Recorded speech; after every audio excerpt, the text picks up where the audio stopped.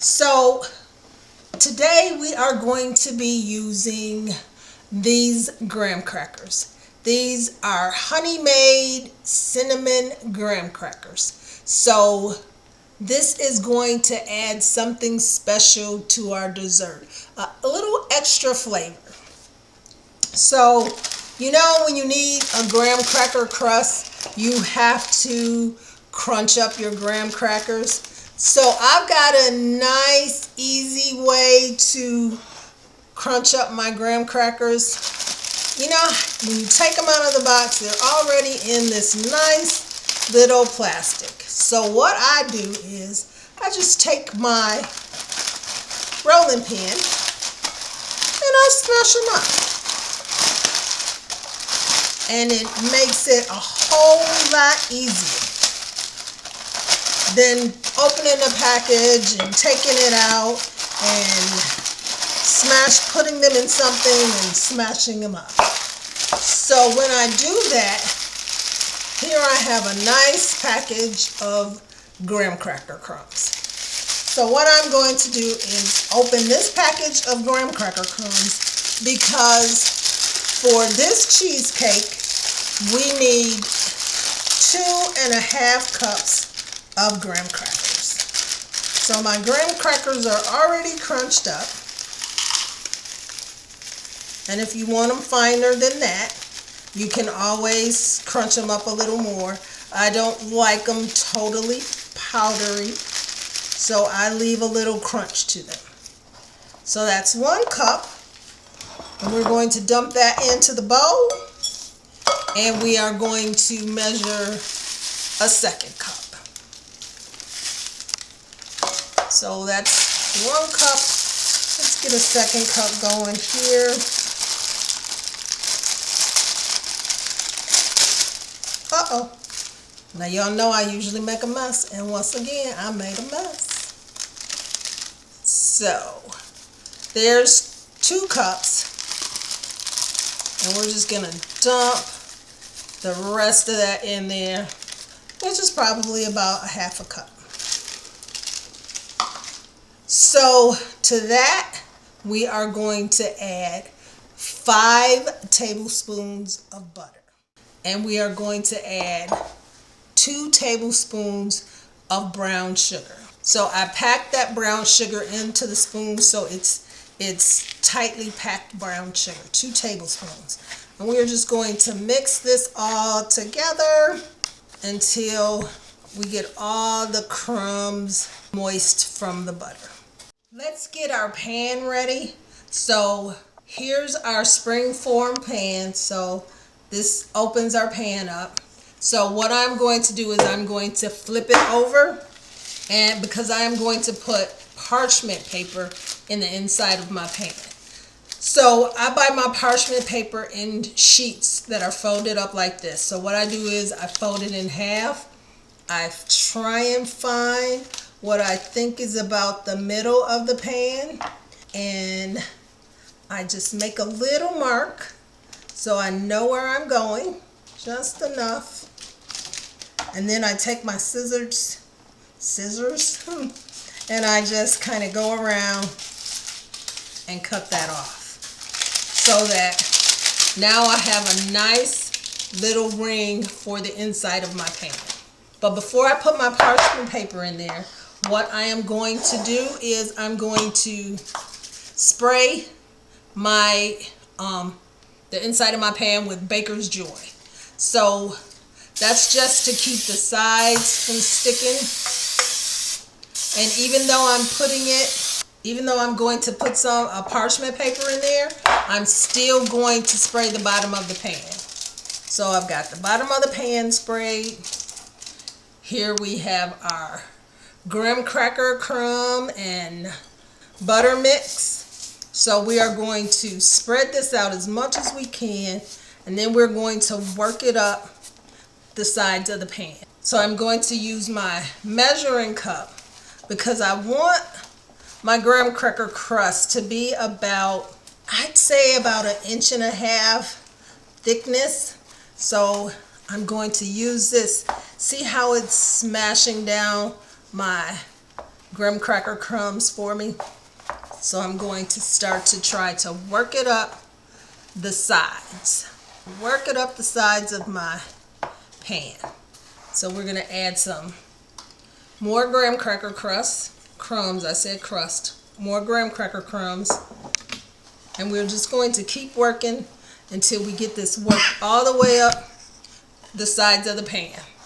Now that we have our graham cracker crust all formed in our pan, I am going to take some heavy duty foil and I am just going to secure it around the bottom of my pan. And I'm doing this because when I bake the cheesecake, I'm going to bake it in a water bath. So we're just gonna form the foil all the way around it. Just kind of crunch it up so that when we put it in the water bath, it doesn't get into our cheesecake. So now that this is all formed and together, what I am going to do is pop this crust in a 350-degree oven for about 10 to 12 minutes until it's golden brown. And while we're waiting on that, we're going to get started on our cheesecake filling. So let me pop this in the oven and then we'll get started on our cheesecake filling. So let's get started on the filling of our cheesecake. So here I have 3 blocks of cream cheese. These are 8-ounce blocks of cream cheese. So we are just going to dump them right in our bowl and we are going to cream them up for about 2 minutes. Okay, now that our cream cheese is creaming, so I should tell you that the cream cheese that I use, I had let sit out of the refrigerator and get soft because it's easier to work with and easier to blend. So to the cream cheese mixture, I am going to add my 3/4 cups of brown sugar, and it's tightly packed of brown sugar. I am going to add 1.5 tablespoons of flour, and we are going to get that all mixed up. And I should also tell you that I have reduced the heat on my oven. It is now at 325.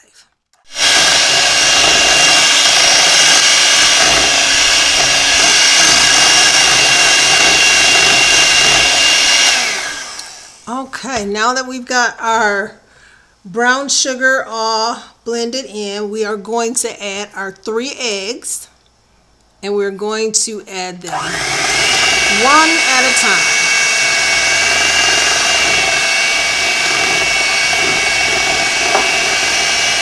And we're going to beat this on low as we add our eggs.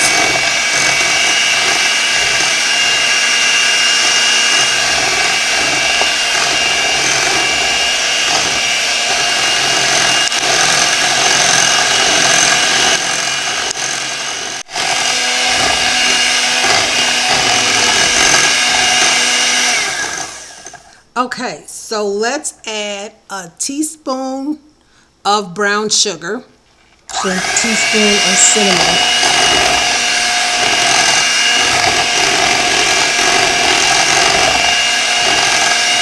and let's add 1/8 teaspoon of salt,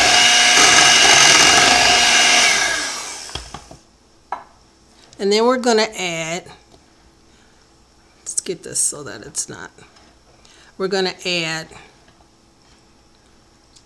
2 tablespoons of vanilla flavor. Not tablespoons, I'm sorry, teaspoons of vanilla flavor.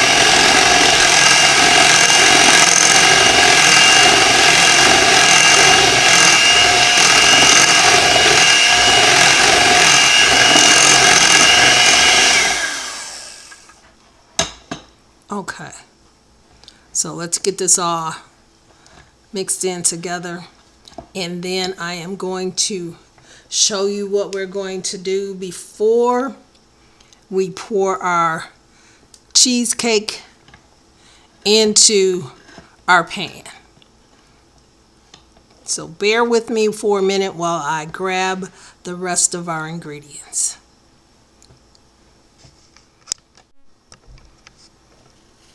Okay, so we are going to peel this apple.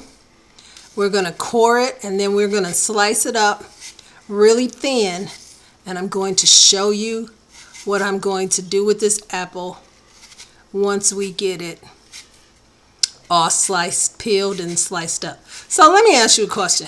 How many of you can actually peel an apple all the way without breaking the skin of the apple? I have not yet been able to do it. As you can see, I've already broke it, and I'm not doing a very good job. So hang on while I clean up this apple. Okay, so I'm going to cut my apple in half, and I'm going to cut it again.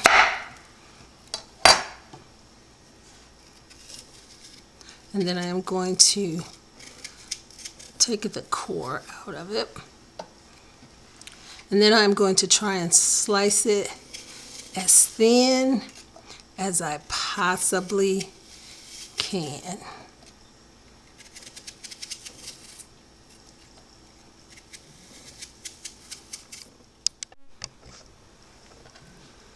So let's take our thinly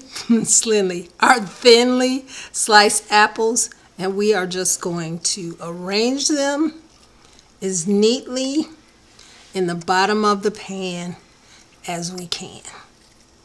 So we're just gonna kind of follow the outline of the pan, and we want these sliced as thin as we can get them. And we don't want to pile them on top of each other. We just want a nice thin layer of apples. Because this dessert, if you make it for company, everyone will always just rave over your cheesecake. So now we're going to take this caramel, and we are just going to take a spoon, and we're just going to drizzle a little bit over and around our apples, just on the bottom. We're just going to drizzle it.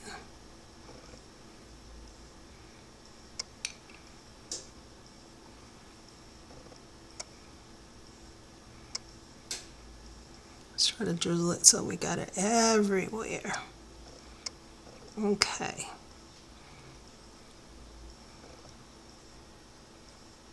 Perfect.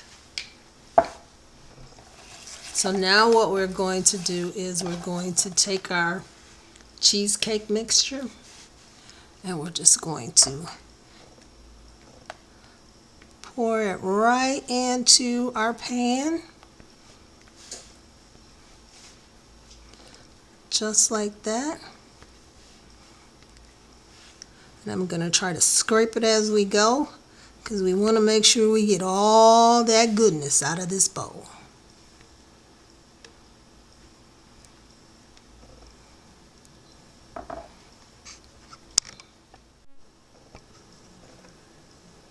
Okay, so we've got our Honeycrisp apples and caramel at the bottom. We've got our cheesecake batter in. Now we're going to bake our cheesecake in a hot water bath. Hopefully this will keep our cheesecake from cracking in the middle. So I've got my cheesecake in a large pan, and I am putting hot water around the cheesecake. So what I want to do is I want to put the hot water about halfway up the size of the springform pan. So I think we are about there. So we are going to pop this in the oven at 325 degrees for about an hour and 20 minutes to an hour and 30 minutes, just until our cheesecake is jiggly in the center. All right, I'll see you when it's out the oven.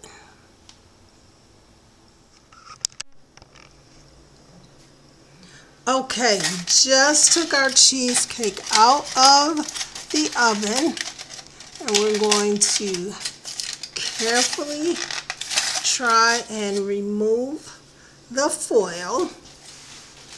So we just want our cheesecake to cool for about 2 hours, and then we're going to pop her in the oven. I'm sorry, we're going to pop her in the fridge for about 8 hours, and then we'll come back and I'll show you how we're going to top her off. But I wanted you to see how she looked when she comes right out of the oven. So you see the foil protected her from the water, and then there was a little water that came out, but it wasn't, no water actually got next to the springform pan. So we're going to let this cool, pop it in the refrigerator, and then we'll come back and we'll show you how we're going to top her off. Okay, we almost got all of our apples sliced. So some of you out there are probably wondering, why isn't she using Granny Smith apples? Well, I'm using a Honeycrisp apple because it has a sweet but yet a little tart flavor to it, which will make it perfect for this cheesecake. We're not baking it, so we don't need this apple to be able to stand up and stay firm, because we're just using it as the topping. So what I'm going to do now that we've got it all cut up, I am going to put 1/4 of a teaspoon, maybe a little more, of cinnamon on these apples. And I am going to add, let's kind of get them stirred up so we get all the apples covered with a little cinnamon. And I am going to put 2 tablespoons of water in the bottom.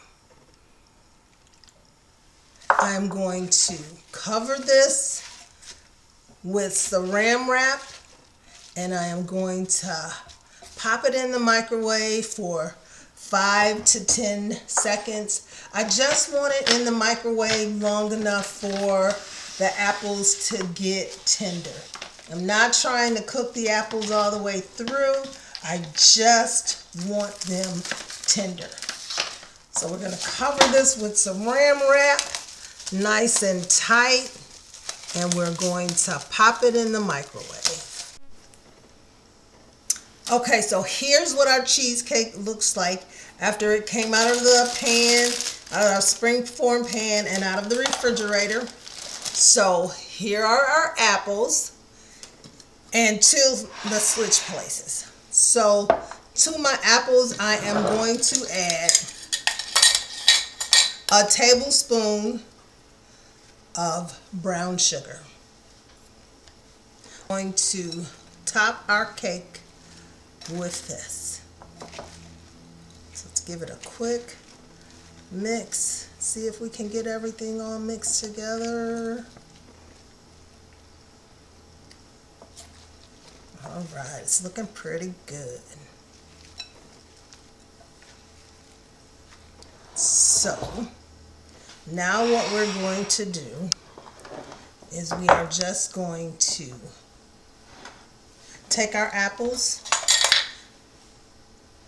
and we are going to layer them on our cake. And we're going to try to make it look pretty.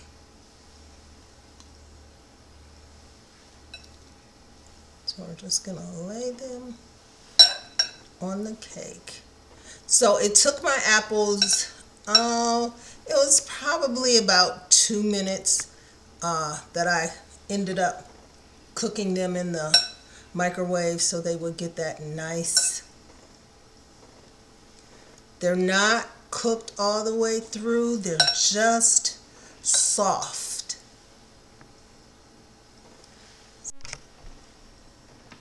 So our apples are all layered on. Now let's finish it off with a drizzle of the caramel. And we want our caramel to drizzle down the sides.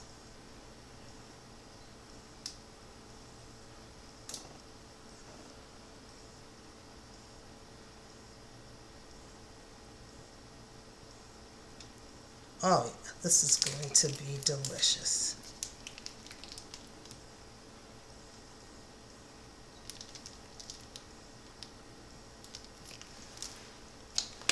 All right, and here is our lovely caramel apple cheesecake. Remember, cook with the ones you love and love the ones you cook for.